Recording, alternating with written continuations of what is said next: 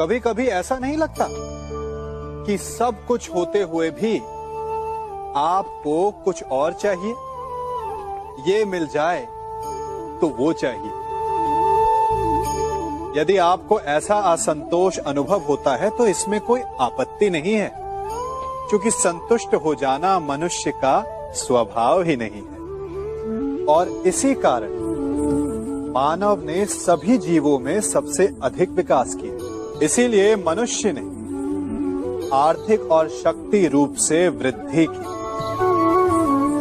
संपन्नता बढ़ती गई, ज्ञान बढ़ता गया। अर्थात विकास के लिए असंतोष बहुत आवश्यक है। परंतु समस्या तब उत्पन्न होती है जब ये असंतोष ईर्ष्या में बदल जाता है। जब आप स्वयं की संपत्ति अर्जित करने की अपेक्षा ये प्रयास करने लगते हैं कि आपके प्रतिद्वंदी की संपत्ति अधिक ना रहे, तब ये असंतोष ईर्ष्या में बदल जाता है। और यही ईर्ष्या जन्म देती है अपराध को, षड्यंत्र को। तो प्रश्न ये उठता है कि इस ईर्ष्या से बचा कैसे जाए?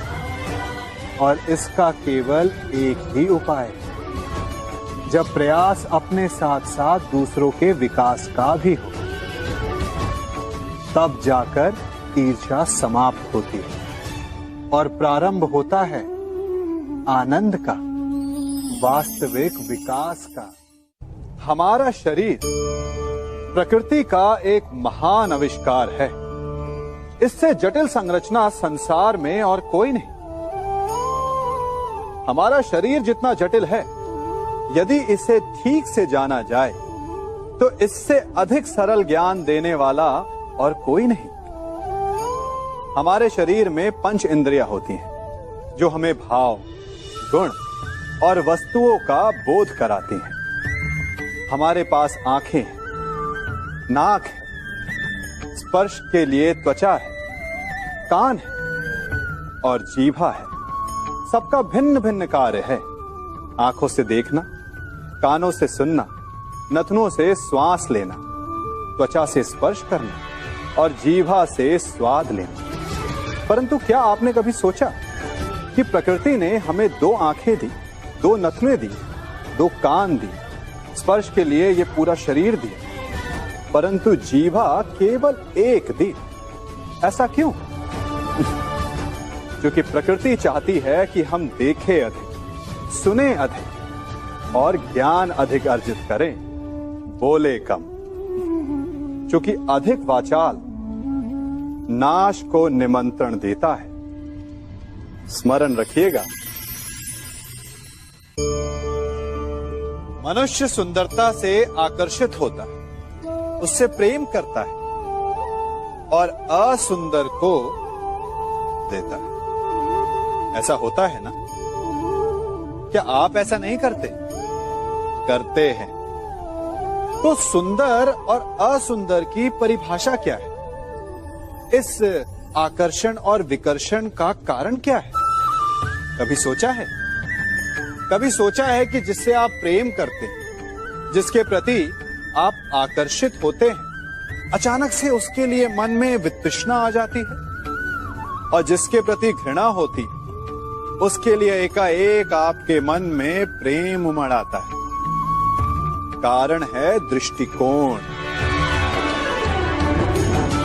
क्योंकि सुंदरता आपके मन में होती है, आपके सोच में होती है, आपके दृष्टिकोण में होती है। इसीलिए किसी को कीचड़ में खिला हुआ कमल सुंदर लगता है और किसी को निर्मल चंद्रमा में भी कलंक का धब्बा दिख जाता है।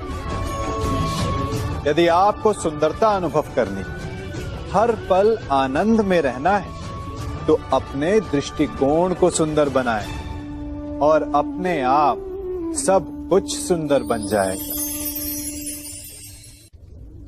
सागर तो आप सभी ने देखा होगा, बाहर से कितना उन्मुक्त और भीतर से कितना शांत। उसकी बलशाली लहरों को देखकर ऐसा लगता है कि मानो वो सब कुछ चूर चूर कर देगी, परंतु उसके गर्भ में ना जाने कितने अनदेखे अनजान जीव पलते हैं। उसके भीतर मोती मुक्ता जन्म लेता है। सागर एक है, परंतु उस सागर को लेकर के हमारी प्रकृति भिन्न भिन्न होती है। कोई उसमें तैरता है तो कोई उसकी लहरों का आस्वादन करता है, कोई उसमें अपने पांव भिगोता है तो कोई उसके भीतर जाकर मोती मुक्ता बाहर ले आता है, तो कोई तट पर बैठकर सागर की लहरों को निहारता है, कोई उसमें जीवन का आरंभ देखता है तो कोई उसमें अपने जीवन का अंत देखता है। सागर एक है, परंतु हमारी प्रकृति के अनुसार सागर की प्रकृति भी बदल जाती है। इसी प्रकार जीवन है सबके लिए समान, परंतु उस जीवन में आपको प्रसन्नता देखनी है, प्रसन्नता पानी है, या आपको पाना है अवसाद, ये आप पर निर्भर करता है।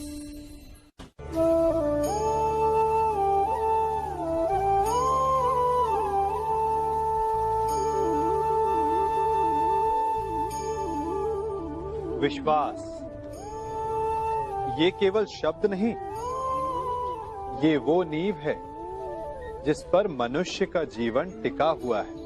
किंतु आज या तो हम किसी पर अविश्वास करते हैं या फिर किसी पर अंधविश्वास।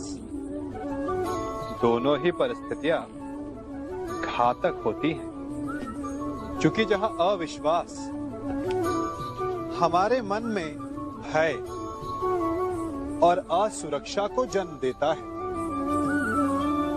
वहीं अंधविश्वास आक्रोश को। तो प्रश्न ये उठता है कि विश्वास की परिभाषा क्या है? विश्वास की परिभाषा जाननी है तो अपने मन से पूछिए। पहले स्वयं पर विश्वास कीजिए कि आप इस संसार के सबसे महत्वपूर्ण व्यक्ति हैं, और ये विश्वास आपको अपनी शक्ति का ज्ञान करवाएगा, और शक्ति अपने उत्तरदायित्व का, और फिर अपने आप लक्ष्य मिल जाएगा, मार्ग मिल जाएगा।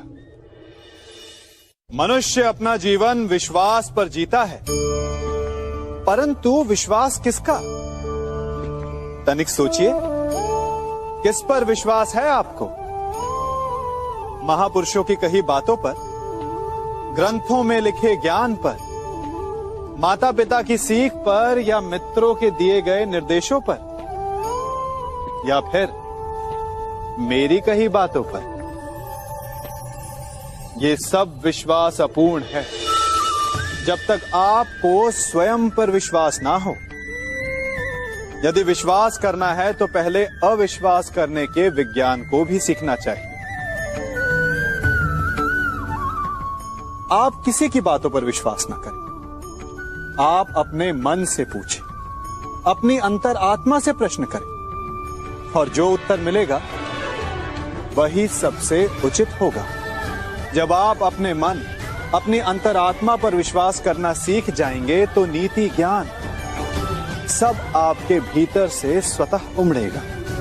और यदि आप स्वयं पर ही विश्वास ना कर पाए तो धर्म ग्रंथों में लिखे श्लोक, महापुरुषों की वाणी, माता पिता की सीख या मित्रों का निर्देश कोई भी लाभ नहीं दे पाएगा।